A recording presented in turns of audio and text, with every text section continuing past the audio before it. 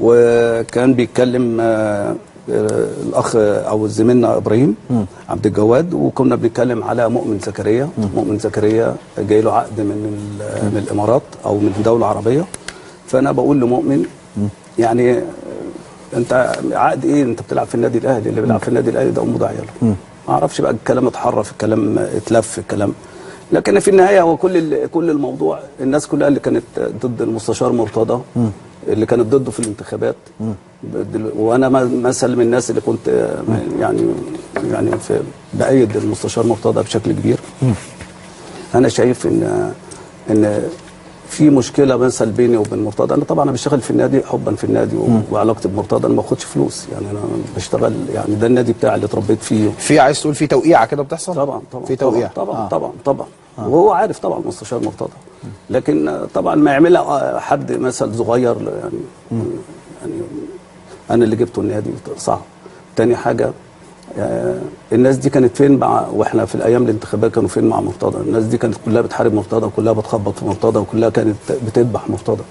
اما مرتضى نجح دلوقتي بقت اتصالات وبقت مداخلات. لا، الناس دي مش ده بس خلينا نتكلم في المبدا الرئيسي. انا بكلمك بامانه بكل صدق، يعني انا اللي يهمني هي جزئيه معينه، هي انه كابتن فاروق جعفر قال تصريحات اولد بشكل معين. طبعا. هي دي الجزئيه اللي بتهمني. وانا بقول وجهه نظري، يعني حتى ما كنت بتكلم مع اللعيبه في اوضه اللبس، او هو بيقول او حد امبارح بيقول ان انا انتقدت اللعيبه. طب انا شغلتي هنا، انا شغلتي. لا، كابتن فاروق جعفر قال لك انت كده بتقول للعيبه الزمالك ما تلعبوش في الزمالك، روحوا العبوا في الاهلي. لا بالعكس. مين اللي قال؟ هو ده اللي اتقال. لا بالعكس. ليه يعني؟ ليه؟ ده نادي الزمالك كبير، ونادي الزمالك زي النادي الاهلي اكبر ناديين في مصر. ده انا ليه بالعكس؟ ده انا اللي كان ليا اختيارات في اللعيبه، كان ليا دور في ان نيبوشا يجي. يعني اختيارات اللعيبه بالتنسيق مع الاداره، انا واسماعيل يوسف طبعا، مع المستشار مرتضى واحمد مرتضى منصور، جبنا اللعيبه. لكن الكلام ده يعني ايه؟ ده انا اي واحد اشوفه يقدر يعمل اضافه نادي الزمالك اجري اجيبه. يعني في لعيبه كنت السنه اللي فاتت بتدخل بشكل كبير جدا، ويجوا عندي في البيت واقعد معاهم عشان يمضوا ويجددوا للنادي. لا، النادي ده بتاعي، والنادي ده بيتنا، ويعني احنا اتربينا في نادي الزمالك. يعني الواحد كل امنيته كل حياته انه يفضل في نادي الزمالك. لكن انا بشتغل مستشار، انا مش محتاج حاجه. يعني انا بساعد ان انا علاقتي بمرتضى قويه. انا بقى لي علاقتي بمرتضى 35 سنه، فما ينفعش ان حد يوقع بيني وبينه او يتدخل بيني وبينه او الكلام الصغير اللي بيتعمل ده، ولا هيمشي على مرتضى ولا هيمشي معايا. يعني وانا مش، يعني انا بتعب، يعني ده النادي بتاعي. يعني هو مثلا واحد هيقول لي انا بعمل حاجه ضد النادي او بعمل حاجه، لا بالعكس. انا كل اللي يهمني النادي يبقى افضل نادي، زي ما نفس السيستم بتاع النادي الاهلي اتمنى ان يكون موجود في نادي الزمالك. اللعيبه عندها ولاء لنادي الزمالك وولاء واحب ان كل اللعيبه عندها، يعني اللعيبه تبقى بتقاتل وتطلع كل ولاء وكل امكانياتها عشان نادي الزمالك. احنا جايبين لعيبه بملايين الملايين بصراحه. فانا لما اتكلمت مع اللعيبه كل همي ان اللعيبه تطلع اللي عندها للنادي، ان احنا النادي ده بتاعنا، عايزين نادي الزمالك يبقى افضل نادي موجود في مصر. يعني لولا نادي الزمالك خلاص ما كانش لا اسم ولا تاريخ ولا لاي واحد من ولاد النادي. صحيح. طيب هنتكلم فنيا بكل تاكيد. كان مهم قوي التعقيب ده من الكابتن فاروق جعفر على الجزئيه ديت، علشان ده حقه، لان الهجوم كان شرس الحقيقه على كابتن فاروق جعفر في الفتره الاخيره. خلونا نروح لفاصل، بعد الفاصل نتكلم تحليليا عن هذا اللقاء. مصر المقاصه والاهلي، خليكم معانا. نادي الزمالك وعظماء نادي الزمالك كابتن فاروق جعفر. كابتن فاروق ازي حضرتك؟ يا كريم ازيك؟ بقاء لله كابتن فاروق. الله يخليك. يعني فقدنا كابتن احمد رفعت، يعني رمز من الرموز الكبار جدا لنادي الزمالك. تحب تقول ايه عن كابتن احمد رفعت يا كابتن فاروق؟ يعني الله يرحمه كابتن احمد، انا عاشرته كلاعب وعاشرته كمدرب. الله يرحمه، يعني الخلق والاحترام والدماسه كلها كانت في اخلاق كابتن احمد رفعت.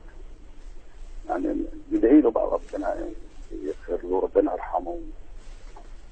والنادي برضك نبدا من دلوقتي، الناس الكبار دول بيروحوا والنادي والاسامي بتخف في النادي اللي خدموا النادي.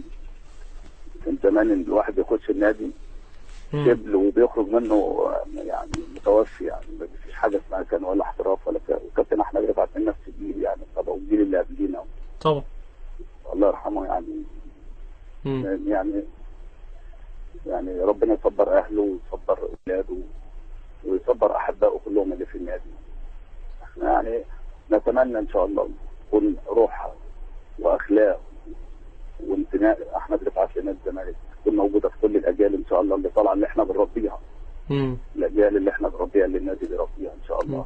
كابتن كانوا عندهم يعني الولاء للنادي. انا كابتن ايمن يونس كان بيتكلم معايا دلوقتي ويعني وجهني الحته فعلا مجتمع نادي الزمالك بيروح يعني دايما كنا انا متربي يعني في وجود حضرتك وكابتن حسن شحاته والكبار طبعا كابتن نبيل نصير وكابتن يكن وكابتن حنفي بسطان وكابتن علي شرف وكابتن حماده الشرقاوي وكابتن رفاعي ربنا يديله الصحه وكابتن احمد مصطفى وكابتن ابو رجيله. الناس دي يعني طبعا مع الجيل بتاع حضرتك كابتن سامي منصور وكابتن نصر ابراهيم وكابتن غانم سلطان يعني وكابتن حسن شحاته وكابتن عادل المأمور وكابتن سمير محمد علي.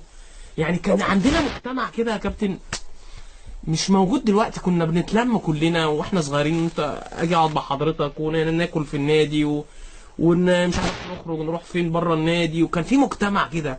المجتمع موجود ودافع عنه كلها بعيده عن بعضها. انا بقول لك يا كريم من اول خالص انت بتخش النادي كان والدك ولا والدتك بيجوا لك النادي ده موجود لغايه ما تعتزل وتبطل وبعدين تشتغل في النادي ده. قبل كل ده المواضيع دي كلها بتاعت الكوره بتتطور للاحتراف. دلوقتي ما فيش بقى الانتماء للنادي والكلام ده. لا لو دلوقتي انتماء لا يعني حتى الاسر يا كابتن يعني مدام بتاعت حضرتك والدتي مدام كابتن خواجه مدام مش عارف كابتن سمير، يعني كان كله اسره واحده في النادي ونتجمع في النادي وبناكل في النادي وعايشين في النادي وخايفين على بعض وبنطمن على بعض، ولما حد بيحصل حاجه كلنا بنبقى في ضغط. مش عارف الكلام ده ما بقاش موجود داخل نادي الزمالك بقالنا فتره يعني. مش في النادي، في كل الانديه على فكره، مش في نادي الزمالك بس، في كل الانديه دلوقتي بقت الناس اللي بتيجي تعمل الاعضاء اللي بيجوا بتوع الجمعيه العموميه او الاعضاء النواحي الاجتماعيه بقت اكثر من النواحي الرياضيه في الانديه. بتلاقي اللي بيجي في النادي، لو دخلت النادي هتلاقي مثلا الناس اللي هم اعضاء جدد في النادي اضعاف الناس القديمه دي بتخلص. والله بتكبر فعلا، بتكبر وبتخلص يعني، وبتكبر وما بتقدرش تروح النادي.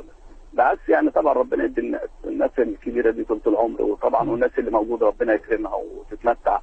يعني انا بقول يعني التقييم الحقيقي ان خلاص توفى الكابتن احمد رفعت رمز من رموز مشي. هنعمل له ايه؟ احنا مش هنقعد نتكلم في 30 40 سنه فاتوا. النادي هيعمل له ايه؟ هنعمل هل هتبقى الجنينه او الحديقه مثلا دي كافيه باسم احمد رفعت؟ انا متهيألي لا. الرموز والعلامات اللي في نادي الزمالك دي لازم تتكرم بشكل افضل من كده. طبعا عندنا في النادي بشكل كبير جدا جدا جدا، وانا شاهد على الكلام ده ان ما فيش حد في النادي خدم النادي. يعني عاملين منظومه جديده في النادي، احترام جدا، كل الناس بتتقدر بشكل كويس جدا. ليهم معاشات وليهم حاجه محترمه جدا. بس يبقى الافضل مش الفلوس، الافضل الرمز، البقاء، ان انت تقول احمد رفعت. يعني انا اتمنى من المستشار مرتضى ان بالمناسبه دي يبقى اي حاجه جديده بتتعمل في النادي، اي طفره جديده بتتعمل في النادي لازم يبقى اسم رموز النادي، وعارف طبعا كل رموز النادي، لكن مش جنينه بس لاحمد رفعت. احمد رفعت خدم النادي اكتر من كده، خدم مصر اكتر من كده. فاتمنى يكون ده يعني الحاجه اللي الولاد الصغيرين حتى لما يطلعوا يبصوا يشوفوا يعرفوا اللعيب اللي بيخدم النادي بيقيمه ازاي. ده بس اللي عايز يعني ده اللي عايز اتكلم فيه.